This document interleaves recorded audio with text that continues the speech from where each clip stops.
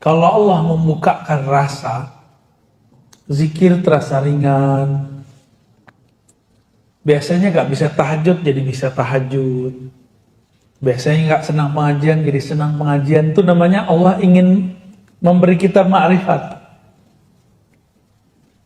Biasanya males mau datang kajian, sekarang gak males. Berarti sudah ada gerak ma'rifat dalam kolbu. Nah, jangan GR, jangan rasa suci juga. Allah kalau memberikan rasa itu kepadamu, berarti Allah sedang ingin berkenalan dengan itu maksudnya. Kita tiba-tiba zikir pagi sore, kayaknya rajin. Pernah ngalamin itu gak?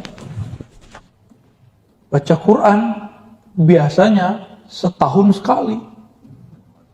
Ini sebulan sekali. Atau sebulan berapa kali? Ada yang bisa 3 kali. Berarti 10 hari khatam. Terus bilang, wah keren juga gue ya. Alam ta'lam anna ta'arrufa huwa muriduhu alaik.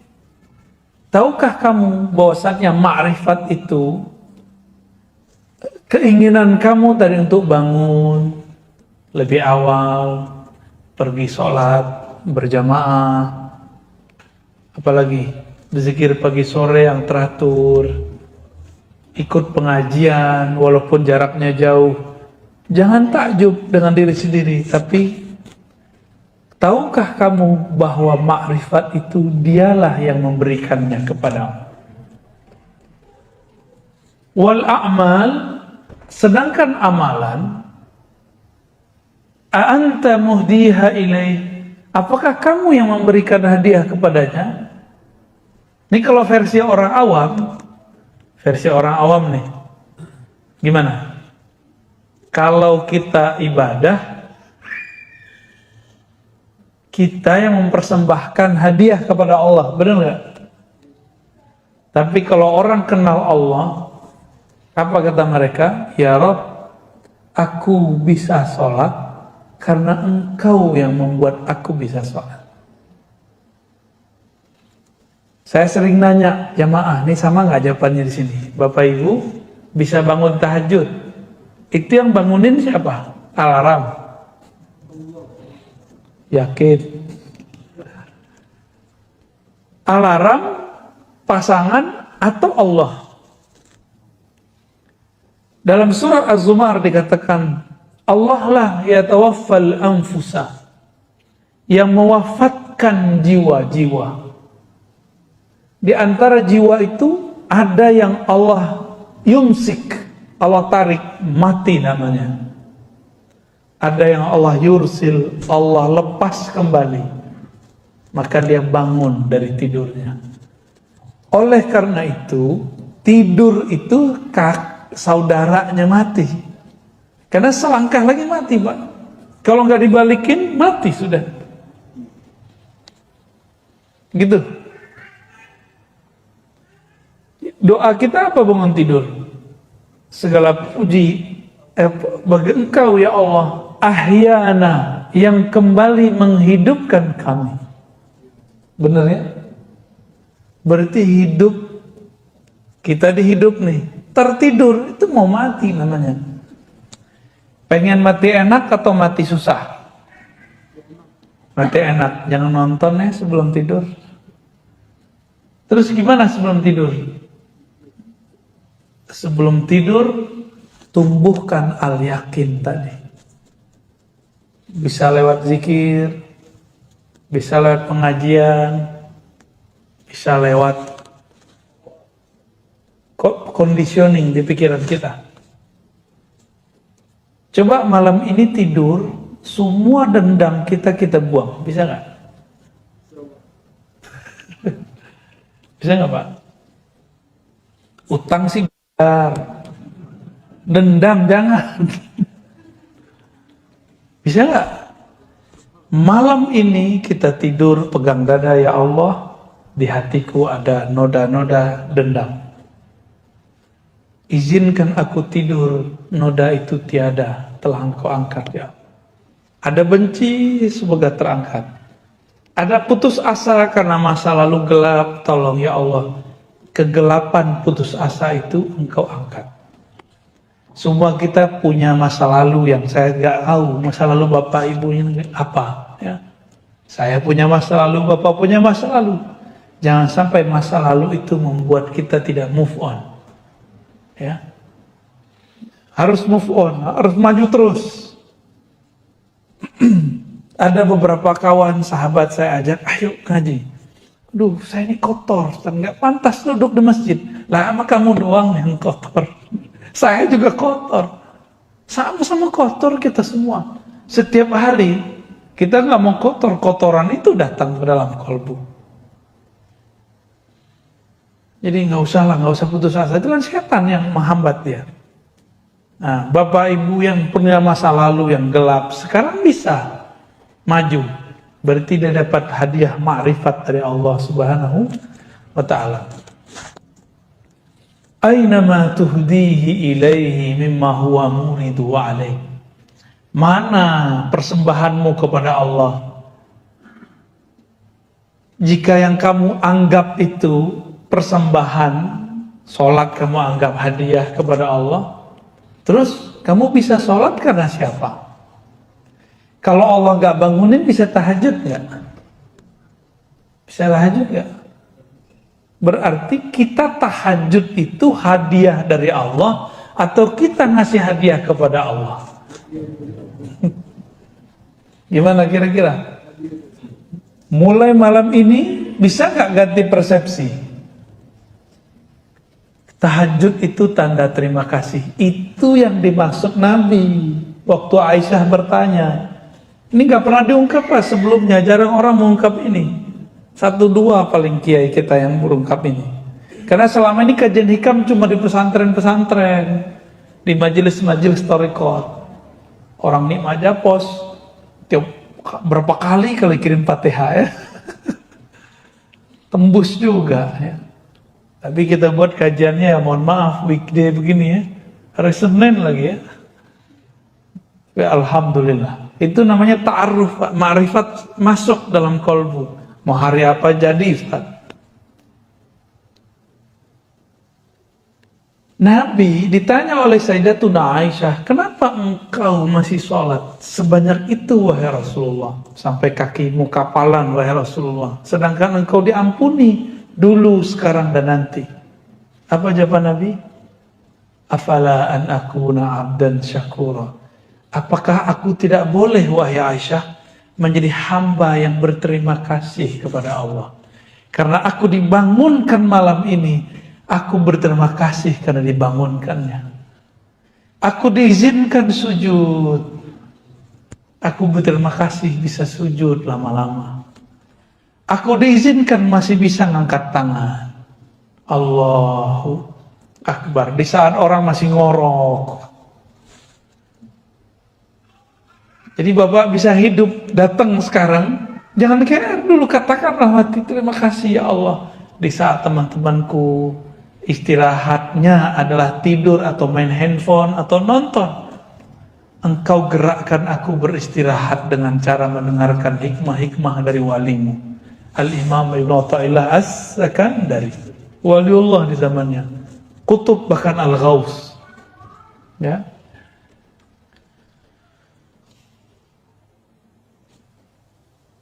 Maka beliau katanya, aina ma tuhdi huwa muridu alaik. Itulah kata-kata Nabi.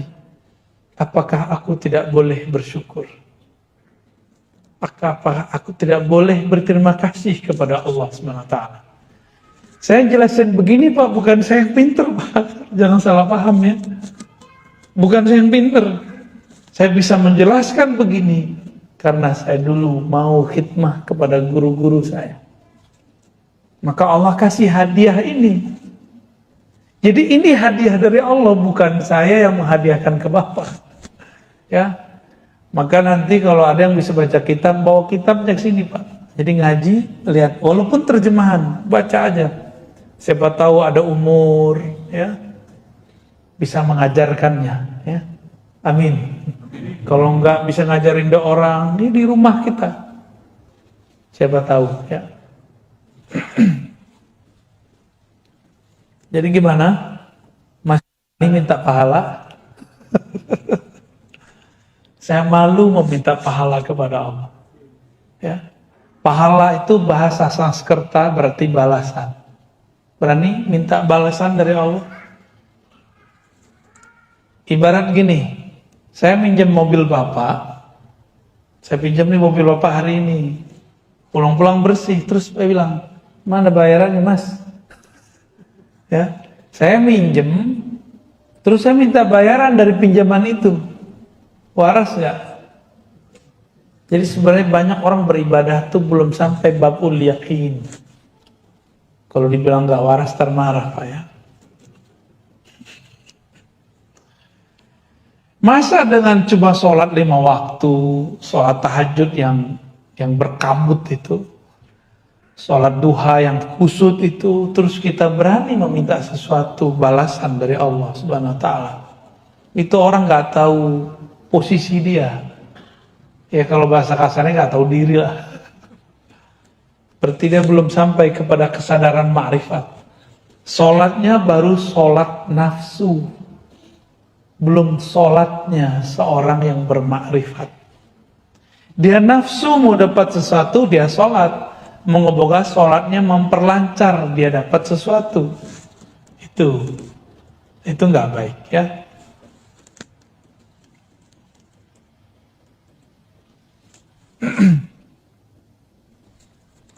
Saya tanya lagi, masih berani minta pahala? Gimana? Paham nggak saya ngomong apa dari tadi? Paham ya? Hikamnya berat Pak, tapi insya Allah saya bahasakan bahasa ringan. Apa yang kita lakukan dari ibadah, zikir, belajar, semuanya adalah hadiah ma'rifat dari Allah. Karena itu hadiah darinya, pantaskah kita selesai menerima hadiah terus minta lagi? Gitu, hadiah pahala. Saya rasa nggak pantas. Maka saya mengimbau diri saya sendiri dan kita semua yang hadir, cukup meminta pahalanya. Maka benarlah imam-imam kita yang mengajarkan sholat, lalu selesai sholat bacanya, lillahi, astaghfirullahaladzim. Sebelum sholat membaca, astaghfirullah, asyhadu an la ilaha illallah, asyhadu anna rasulullah, usolli fardal maghribi atau fardal isya'i, bla bla bla bla, belakangnya lillahi ta'ala. Itu wajar, supaya nggak minta macem-macem ya. Kalau masih minta macem-macem, berarti belum dapat ma'rifat, baru dapat amal gitu. Jadi kalau kita buat dua tuh model cara orang beribadah ya. Ini banyak-banyak pegangan nih Pak.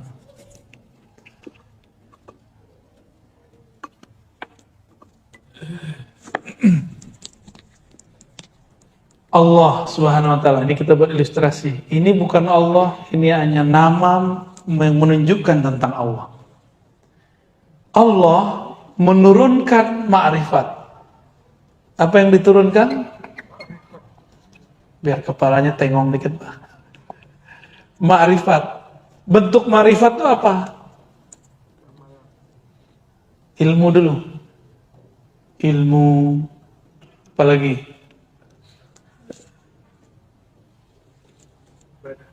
Ibadah, ya. Rajin, kira-kira gitulah. Nah, ini muncul nih. Kepada siapa turun? Abdun, kepada hamba Allah Subhanahu Wa Taala. Kalau itu turun, maka si hamba dapat sholat. Dia rajin sholat, dia ngaji, dia ibadah. Bapak sedekah, itu harta dari siapa? Masih meminta pahala? Betul, Allah mengatakan satu kali ngasih, 1 kali 700, benar nggak? Ini yang ikhlasnya lumayan. Kalau ikhlasnya kurang, 1 kali 10 ini standar. Ikhlas nggak ikhlas ini dapat 10. Maka orang non muslim kalau dia suka memberi dia dapat 10 keberkahan walaupun dia non muslim. Tapi kalau dia percaya kepada Allah langsung naik 700. Tapi kalau dia tidak bersyarat al-yakin 1 kali tak terhingga. Pilih mana Pak? Nah, si hamba ini ketika dia sholat, jika dia sudah faham bahwa ini ma'rifat, bagi dia bukan memberi hadiah kepada Allah, tapi dia sedang ibadah itu, kalau si hamba datang kepada Allah disebut dengan ubudiyah. Apa arti ubudiyah? Penghambaan. Itu artinya, bukan ibadah. Penghambaan. Jadi sholat itu bukan lagi untuk minta pahala. Maka harap jamaah kita malam ini mulai dewasa rohaninya. Jadi kedewasaan rohani ditandai dengan sholat tidak minta sesuatu lagi kepada Allah. Siap malam ini? Nggak minta khusyuk, nggak minta tenang, nggak minta pahala, nggak minta surga. Yang diminta cuma Allah, pemilik surga dan neraka. Itu. Allah mengatakan, aqimis salata li dzikri. Surat Taha ayat 14. Salatlah kamu untuk sekedar mengingatku. Bukan supaya tenang. Ingat saja aku, nanti pasti tenang. Karena kalau orang dia mencari ketenangan, dia nggak pernah tenang. Emang tenang itu apa? Tenang itu di saat dia lupa mencari ketenangan. Kapan dia lupa mencari ketenangan? Di saat dia lupa apa yang harus ditenangkan. Yang harus ditenangkan? Pikiran, hati.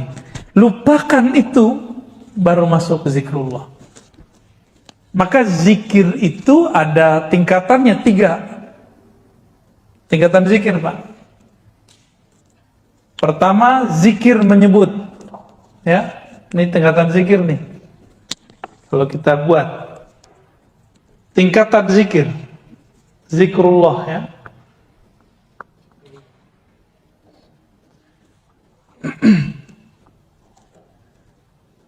Nah, yang paling bawah itu nyebut. Sebut aja dulu, mau 100, mau 1000, sebut aja dulu. Lalu zikir tingkat kedua apa? Ingat. Nah, kalau ingat itu kolbu yang main. Ya, ini kalau ini di lisan. Kalau ini di kolbu. Kalau ini dia bahkan lupa dengan kolbunya. Nah, inilah zikir ruh. Zikir ruh itu ma'rifat. Mengenal Allah. Pernah nggak Bapak nyebut-nyebut seseorang, tapi kita belum kenal, baru tahu di sosial media. Ternyata dia di samping kita. Pernah nggak? Karena belum kenal. Ada orang udah kenal sama dia, biasa aja. Tak perlu nyebut-nyebut. Ya, kita sebut-sebut dia. Ya. Bapak ini kalau sesekali ketemu orang, minta foto sama orangnya. Tapi kalau udah sering ketemu, minta foto nggak? Enggak, udah ada fotonya di kolbu. Ya, nggak perlu minta begitu.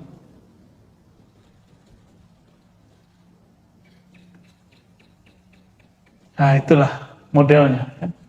Menyebut, mengingat, bermakrifat, mengenal. Makrifat artinya mengenal. Kalau sudah mengenal, Allah jauh nggak dari kita? Allah dekat apa jauh? Allah sangat dekat. Karena dia sangat dekat, dia nggak perlu disebut-sebut. Dia nggak perlu diingat-ingat. Cukup dia dikenal, didekati, diajak ngobrol. Kalau udah kenal, ngobrol nggak? Tapi kalau belum kenal, berani nggak ngajak ngobrol? Sungkan kita, diem-diem aja kita sama dia.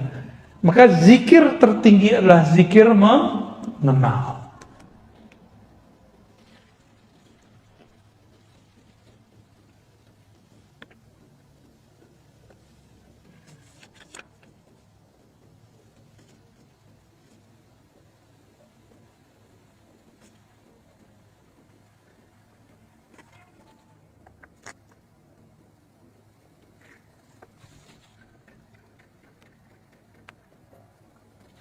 Di sini ada beberapa penjelasan panjang ya. Tapi kalau saya bacain penjelasannya, hikmahnya nggak banyak dapat, Pak. Kita cukupkan ya. Hikmah baru aja lagi. Ya. Hikmah keberapa nih? 6. Udah 6 ya? 8 per 6. Tadi 1, 2, sekarang yang ketiganya. Ya, hitung aja Pak ya. Tanawwa'at ajnasul a'mali litanawwu'i waridatil ahwali. Tanawwa'at, bermacam-macam jenis amalan, ajnas, jenis. Jadi jenis itu dari bahasa Arab. Jinsun, jins. Pakai jins nggak Pak? Itu beda lagi ya. Jins itu bacanya ya. Kalau ini jinsun, jim nun sin, jenis bahasa Indonesia, genus dalam bahasa pengetahuan lama ya. Tanawwa'at, kenapa bermacam-macam amalan itu? Kenapa amalan itu nggak kayak malaikat? Malaikat itu yang sujud aja. Ada malaikat itu dia kalau ibadah dari awal penciptaan itu cuma ruku. Nabi ditanya, wahai Rasulullah, apakah zikir yang paling utama? Apa kata Nabi? Zikir yang paling utama adalah yang paling utama dibaca oleh malaikat di langit. Subhanallah wa bihamdi, subhanallahil azim. Yang tadi Bapak baca ya. Subhanallah wa bihamdi, subhanallahilazim. Jangan pakai terjemahan, pakai makna dari saya. Subhanallah, sungguh hebat engkau ya Allah. Wa bihamdi, engkau maha terpuji ya Allah. Subhanallah, subhanallah bihamdi, subhanallahil azim. Sungguh hebat engkau ya Allah, engkau maha agung ya Allah. Itu maknanya. Kalau kita menerjemahkan maha suci, kayaknya ada yang perlu disuci-sucikan. Emang Allah butuh disucikan? Enggak. Jadi terjemahan ini kan terjemahan masa lalu. Abad-abad tahun 1600, berarti abad 17 ya. Oleh Syekh Abdul Rauf As-Singkili, subhana itu diartikan maha suci. Ini harus direvisi karena di zaman itu maha suci itu artinya maha hebat kalau versi kita sekarang. Nah, jadi harus diganti tuh istilahnya. Di zaman itu orang ngerti maksud maha suci.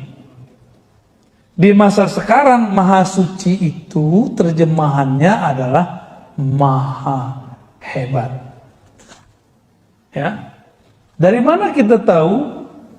Bapak kalau ketemu orang Arab yang benar Arabnya, kalau dia melihat sesuatu yang menakjubkan dia bilang subhanallah, gitu.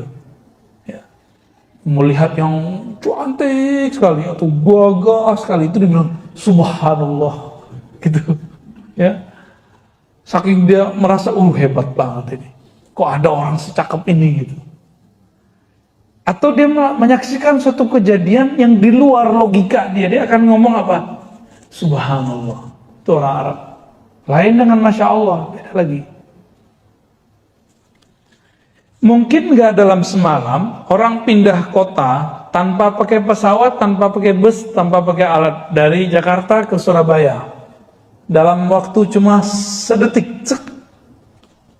Mungkin. Mungkin. Tapi kalau terjadi kita bilang apa? Subhanallah, ajaib. Ajib gitu ya. Ajib itu bahasa Arab tapi ala Betawi, Pak. Ya. Bahasa Arab tapi rasa Betawi. Ajib. Orang Arab juga bingung karena ajib itu dalam bahasa Arab tuh artinya aneh loh gitu. Di bahasa kita ajib menjadi luar biasa. Maka subhanallah itu artinya sungguh hebat.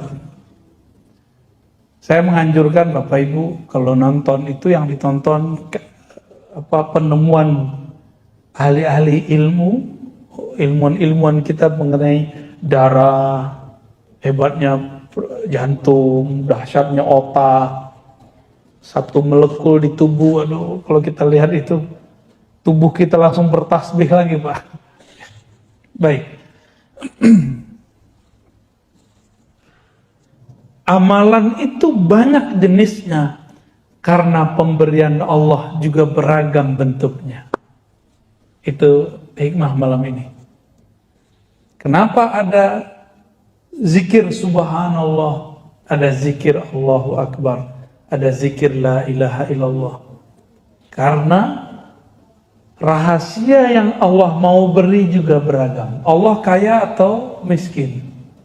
Kaya. Karena dia kaya, maka dia ingin memberikan kita macam-macam hadiah. Bapak punya teman gak orang yang tajir? Tajir baik hati, sering ngasih hadiah gak? Kalau nggak pelit hati, medit. Apabila ada orang kaya, dia suka ngasih hadiah sama kita karena dia senang. Pasti hadiahnya macam-macam. Kadang ini, kadang itu, kadang ini. Dan kadang-kadang surprise. Allah lebih kaya daripada yang kita bayangkan.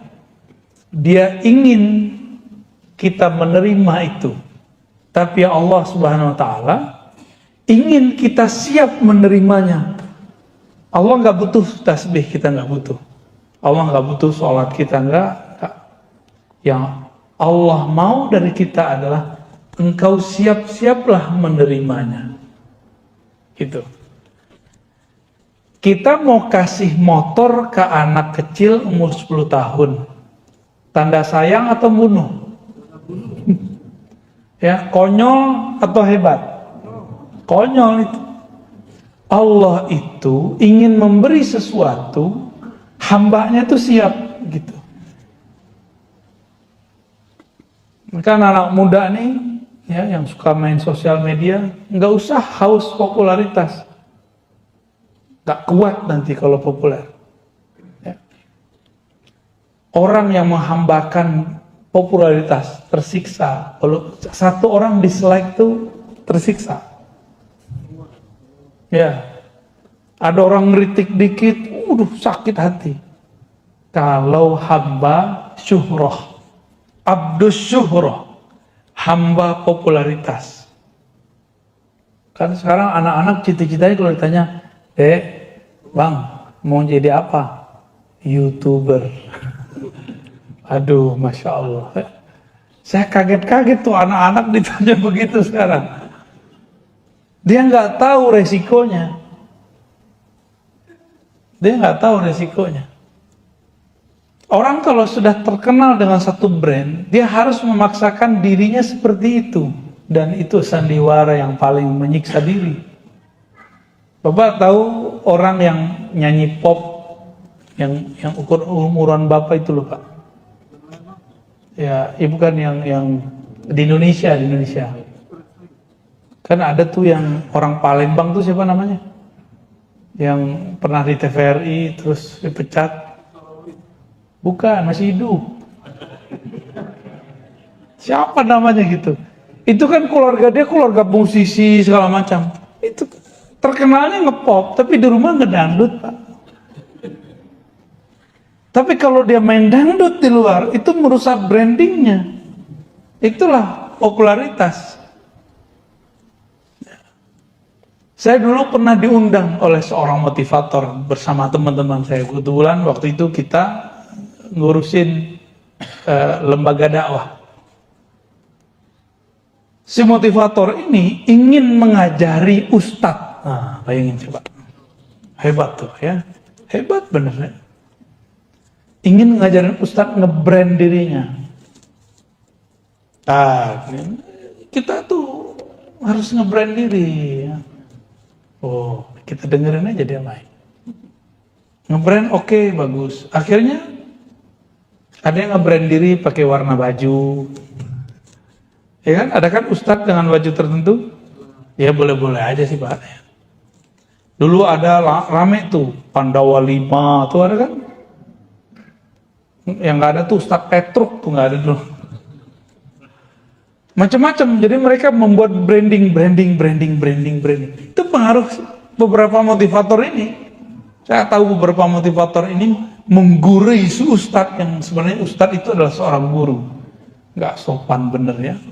Mungkin niatnya bener baik supaya ustadz ini punya kualitas hidup yang setara dengan para motivator. Nggak, ustadz itu jalan hidupnya beda. Ya. Terus terakhir dia bilang apa? Ustadz itu kalau ceramah harus memperhatikan sound. Terus apa lagi? Harus bertarif. Waduh. Itu teman-teman saya yang ikut rata-rata rusak karena sibuk di motivator. Ya beda Pak, kalau ustadz tuh dengan motivator tuh beda. Ustadz tuh dia ngomongin Allah sama akhirat. Walaupun dia butuh duit, dia nggak boleh ngomong. Ya nggak boleh dia ngomong. Itu brandnya tuh Allah. Semua brand itu Allah udah. Jadi nggak usah sih ustadz tuh kemudian harus di brand dengan warna baju, di brand dengan biar terjaga brandnya, kalau datang harus mobilnya bagus. Nggak mesti. Kalau ada rezeki ya beli mobil, kalau enggak ya apa adanya aja. Ustadz tuh harus pakai baju tertentu, apa sorban tertentu, ya salam, itu nyiksa diri. Apakah dengan miring sedikit begini ilmunya berkurang Pak? Nggak ada urusan. Kok Pak ini dimiringin dikit, enak berubah? Nggak berubah ilmunya. Kalau emang ilmu ada di dalam nggak akan berubah. Saya datang ke sini pakai sarung, pakai gamis. Bapak karena udah kenal, Bapak biasa aja, ya kan?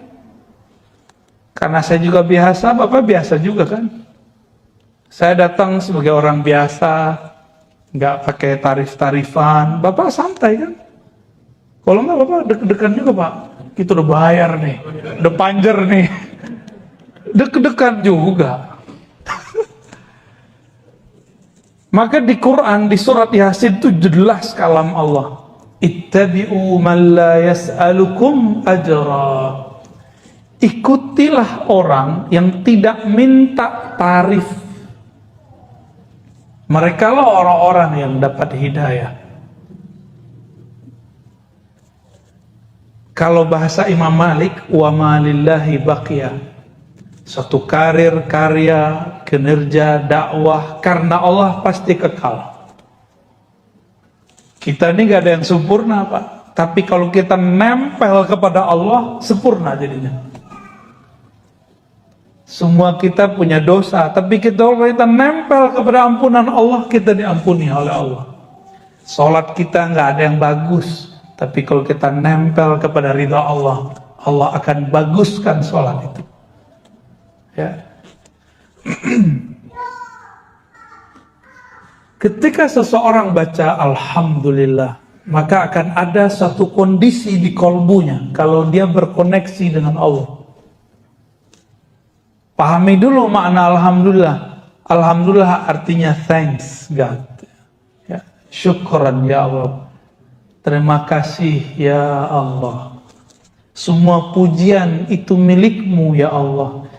Allah itu dipuji sebagai tanda terima kasih. Maka ditulislah segala puji. Kalau di abang sebelah kan puji Tuhan, ya. Akhirnya sama-sama garing. Ini baca Arab, ini baca terjemahan, sama gak sama garing. Menurut saya cukup kita katakan terima kasih ya Allah. Itu lebih dahsyat. Syukran ya Rabb. Itulah rasa syukur. Syukur ya Allah, gitu artinya. Kalau baca Allahu Akbar, apa yang dirasakan? Ya Allah, Engkau besar, kami kecil. Kalau kita bawa pikiran banyak mau sholat, cukup baca takbir. Bapak manai takbirnya. Itu semua pikiran kita langsung mengecil. Yang besar hanyalah Allah Subhanahu wa ta'ala. Kita punya banyak masalah sebelum sholat. Setiap hari ada masalah nggak? Ya, benar. Setiap hari ada masalah ya. Benar. Ada yang nggak punya masalah tiap hari? Pasti punya masalah. Masalah Bapak Ibu nih banyak nih, nggak usah curhat ke siapa-siapa. Ya, nggak usah curhat ke ustadz, nggak usah curhat ke teman, nggak usah curhat kepada.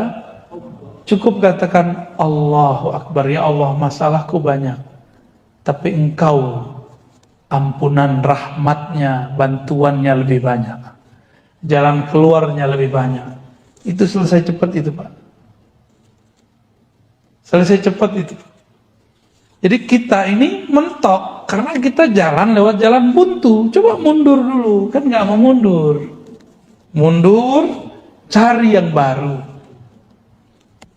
Maka zikir itu membuat orang mau mundur dari kesalahannya supaya maju mencari yang benar.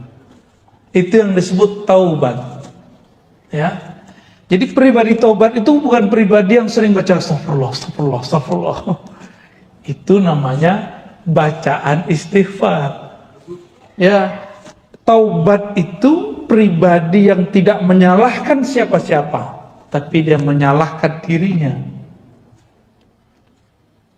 Dia ketemu pakai GPS salah, salah GPS nih. Ya bukan begitu. Kenapa dia nggak mau nanya sama orang? Ini kan udah tahu ada orang, hanya ke GPS. Apalagi zikirnya, sholawat. Sholawat itu mencakup zikir-zikir yang ada. Jadi kalau saya sholawat, Bapak Ibu, Bapak sholawat, itu tadi zikir kita yang tadi kebawa semua sama dia. Kenapa? Saya mau tanya Pak, sholat kita zakat ya, Allah zakat nggak? Allah sholat nggak? Allah haji nggak? Allah umroh nggak? Allah puasa nggak? Tapi Allah sholawat nggak? Berarti sholawat spesial nggak? Di saat seseorang bersolawat, dia sedang satu frekuensi dengan Allah. Itulah fana, lebur dalam cinta, maka dia bersolawat. Solawat itu artinya, ya Allah, sampaikan cinta kami kepada Nabi Muhammad. Kalau terjemahannya, ya Allah turunkan rahmat ke Nabi Muhammad. Emang Rasulullah masih butuh digituin? Enggak. Ini saya kasih artinya Pak ya. Apa arti sholawat? Ya Allah, sampaikan cinta kami kepada Rasulullah Sallallahu Alaihi Wasallam. Baru tuh ada rasa tuh ketika bersolawat. Jangan nerjemah lagi sholat, tapi maknai sholat itu. Itu aja bedanya kalau kita belajar hikam dengan belajar terjemah. Saya yakin kalau orang sini belajar terjemah, 2 kali pertemuan kabur.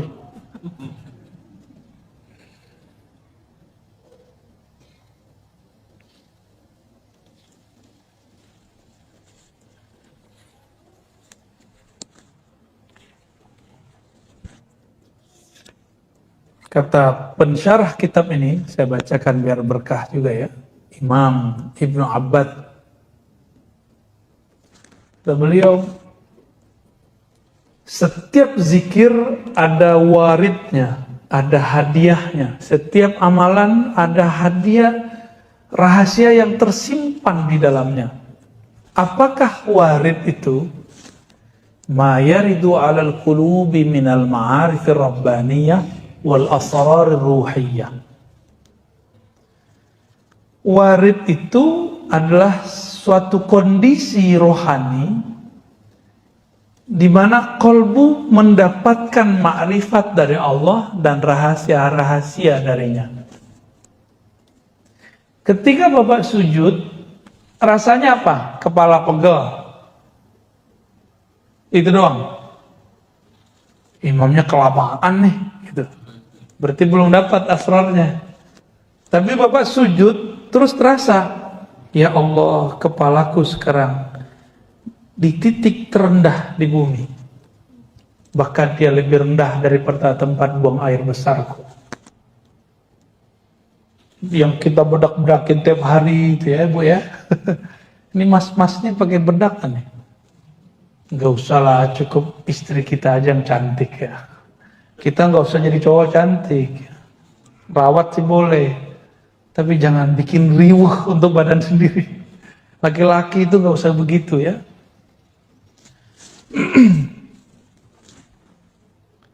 Apabila kolbu kedatangan rasa, masuk rasa itu, rasa, ya Allah, kepalaku lebih rendah.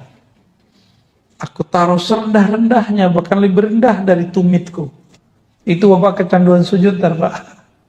Enak sujud begitu. Terasa tuh nikmat sujud. Tapi temukan sendiri rasa itu ya. Tadi itu kunci-kunciannya kita kasih. Jadi kalau zikir, saat sujud, itu yang kita rasakan. Jangan ngayal kemana-mana. Nabi kasih benefit. Aqrabu ma bainal abdi wa rabbihi fis sujud. Itu benefit. Sedekat-dekat hamba kepada Allah lagi sujud. Ya, maka berdoalah kepada Allah. Kan begitu di hadisnya. Nabi kasih jalan kalau orang masih mau doa. Tapi sujud yang sebenarnya masih perlu doa nggak? Nggak perlu lagi doa. Sujud itu sudah di dalamnya doa. Ya. Karena Nabi setiap kali memintakan syafaat kepada Allah untuk kita, Nabi sujud dulu. Jadi nanti di akhirat Bapak Ibu, Nabi itu makhluk paling sibuk. Dia nggak sempat mikirin diri sendiri. Nggak sempat mikirin siapa-siapa dalam dirinya. Yang dipikirkan ummati, ummati, ummati. Setiap kali mau lewat, itu ada datang orang cari. Wahai Rasulullah, bantulah kami. Wahai Rasulullah, bantulah kami. Di tangannya sudah ada daftar orang yang dia mau bantu. Itulah kekasih-kekasihnya. Ulama-ulama pewaris ilmunya. Mewarisi sifat-sifatnya. Tidak hanya mewarisi serban dan jenggotnya, tapi juga mewarisi karakter-karakter rahmatnya. Itu udah ditandain nama Rasulullah itu. Lalu sahabat bertanya, wahai Rasulullah, bagaimana cara engkau nanti tahu bahwa itu adalah umatmu, sebanyak itu umat?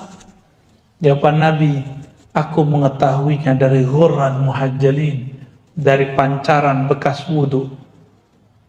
Wudu itu isinya apa? Cuci-cuci muka? Bukan. Wudu itu membersihkan zahir, mensucikan batin. Sebagaimana Allah memandang kolbu manusia, maka di akhirat Nabi diizinkan memandang kolbu manusia. Ya. Kalau di dunia Nabi tahu, dikasih tahu isi hati orang, tapi nggak boleh berhukum. Itulah yang terjadi ketika ada orang bapak Khawarij datang, Nabi nggak boleh bunuh, karena dia belum menunjukkan kekasarannya. Jadi kelompok ekstrim nih sekarang, kalau dia belum kasar, kita belum boleh main tangan, Pak. Belum boleh main tangkap.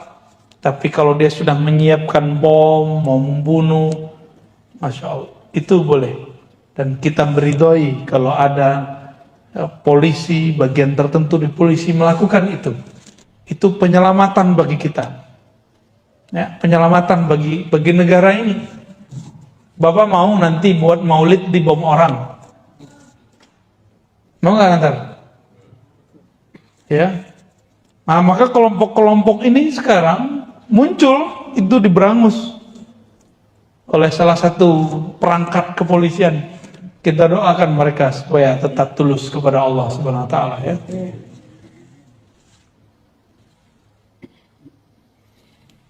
Sholat ada rasa, di situ ada rahasia. Zakat ada lagi rahasianya. Ada nggak di antara kita datang ke orang susah terus ngasih langsung? Ada nggak? Kalau ada, ngerasain nggak merindingnya waktu dia berdoa?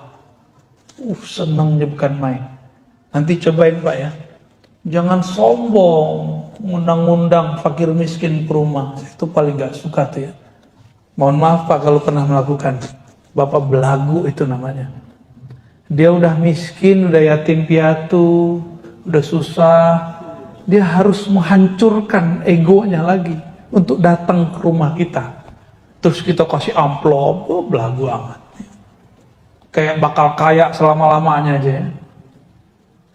Kalau benar mau ngasih, datang ke mereka. Atau ajak mereka kemana. Jangan bawa mereka ke rumah kita. Kecuali Bapak mau ajak mereka, yuk nginep sehari semalam di rumah saya. Rasain nikmat ini, rumah gede gitu misalnya. Kalau gitu nggak apa-apa. Datang pengen sukses, minta doa. Ngasih cuma 500.000. Pengen dunia akhirat, ya salah. Apalagi hafiz-hafiz Quran, cemen aman antum, mau cuma dibayar 500.000 terus khataman di situ, ya salam ya. Terlalu rendah itu Quran, khataman begitu. Kalau mau khataman, khataman aja ya. Jangan cuma dengan duit-duit segitu kemudian kita merusak waridnya. Jadi apa yang membuat zikir-zikir amalan ini terhambat? Jadi sir dari Allah mau turun, rahasia dari Allah mau masuk ke dalam kolbu, tapi terhalang. Karena di kolbu kita paling dalam, kita meniatkan amal itu bukan untuknya. Gitu.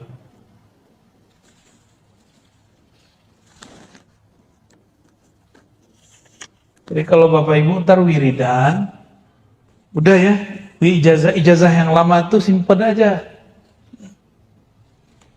Zikir biar kaya tuh simpen Pak. Apalagi zikir mahabbah simpen udah nggak usah. Zikir buat sakti simpen nggak usah lagi. Sekarang zikir yang biasa lalu katakan aku berniat menyebut Engkau ya Allah karena Engkau layak disebut. Aku memujimu ya Allah karena Engkau layak dipuji. Aku menyembahmu ya Allah karena Engkau layak disembah, bukan karena aku pengen jadi kaya. Aku baca surah Al-Waqiahmu ya Allah karena Engkau layak ayat-ayatmu dibaca, bukan karena pengen usahanya lancar. Bisa nggak begitu? Itu baru tasawuf. Jadi tasawuf itu bukan wiridan untuk sesuatu, ijazahan, mahar, bukan, itu bukan tasawuf. Itu pseudo tasawuf. Ya, tasawuf palsu. Tapi boleh nggak? Ya boleh, silakan. Cuma ta'idtum, ta'ban, selamat lelah. Ya. Nih, ini saya kasih contoh Pak. Ini kan pengalaman saya sendiri. Saya baca surat tertentu, ayat tertentu, dengan angka tertentu, supaya saya dapat rezeki besok. Atau besoknya lagi. Udah selesai semua wiridannya ribuan. Sampai nggak ngantuk-ngantuk. Nggak tidur-tidur dan kita ngantuk-ngantuk. Ditunggu besok, nggak datang-datang batu rezeki. Capek kan? Capek. Padahal simple aja. Gak usah wiridan, besok bangun silaturahmi, datangin ahlinya, datangin orangnya, jadi. Ini malah pakai wiridan. Nggak nyambung. Zikir itu senjatanya murid. Betul. Tapi kalau orang sudah arif, senjatanya bukan wiridan, senjatanya kenalan, ma'rifat. Ya. Kan biasanya sering tuh datang ke kiai, Pak Kiai, ajarin dong doa supaya kaya gitu. Udahlah itu nggak usah lagi ya. Pak Kiai, saya mau merantau nih, kasih dong doa penjagaan diri. Salah itu. Ya. Nggak enak itu, nggak enak. Ya. Ntar kalau bilang amarkan itu kita curiga terus sama orang. Bapak Ibu yang makan Allah, udah jam 9 ya.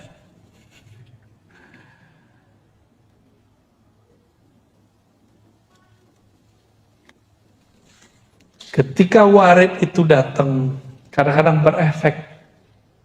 Ada orang tuh tiba-tiba rajin ibadah. Ada ketika datang sir itu, dia nangis. Ada yang ketika datang rasa itu, dia rindu. Nah, dan itu kita praktekin, Pak. Di sini nggak ada yang ikut talqin zikir kemarin ya. Kita ketika talqin zikir waktu di Ciputat, di doang ngajinya. Nah, yang talqin di Ciputat, di dekat UIN. Pas syahadat, ada yang merasakan sesuatu, tapi tidak merasakannya waktu baca Fatihah. Ada yang waktu Fatihah merasakan sesuatu, tapi tidak merasakannya saat istighfar. Ada yang menangis-nangis dalam istighfar, tapi kebingungan ketika baca Qul Huwallahu Ahad. Ada yang tersentuh baca kulhu, tapi dia bingung pada sholawat. Tapi rata-rata Pak, di bab sholawat semuanya hanyut. Mau kolbu keras, kolbu lembut, semuanya hanyut. Karena merindukan Rasulullah SAW. Karena dalam sholawat itu ada unsiyah, keintiman kolbu dengan kekasih, yaitu Rasulullah SAW. Nah, semoga rasa itu muncul di kita. Nah, ada yang dia tenggelam, rasanya hanyut dalam sholawat. Kita ajak zikir, dia bingung. Karena dia masih asik dalam sholawat. Jadi itu beda-beda orang. Beda-beda ahwal, beda-beda warid yang datang. Jadi saya sendiri menyaksikan dan merasakan bahwa itu nyata. Beda amal, beda bacaan, beda gerakan, beda aktivitas, beda rahasia yang diturunkan oleh Allah Subhanahu wa Ta'ala. Maka rahasia yang dalam sholat beda dengan zakat, beda dengan puasa, beda dengan haji, beda dengan umrah. Semoga yang hadir malam ini tidak lagi ibadah minta pahala. Amin. Semoga yang hadir malam ini tidak lagi beribadah pamrih. Amin.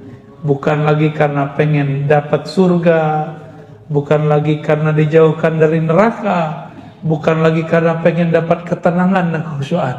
Semoga yang hadir malam ini beribadah karena Allah layak disembah, karena Allah pantas dipuja-puji. Itulah ibadah yang mutlak. Orang inilah yang disebut oleh Allah abdi, hambaku. Kalau yang mencari ketenangan disebut hamba sakinah. Yang mencari khusyuk, abdul khusyuk. Yang cari popularitas, abdul syuhur. Yang gak mau terkenal, abdul butun. Allah bukan yang begitu. Ya, kunu ibadallah. Jadilah hamba Allah yang mutlak.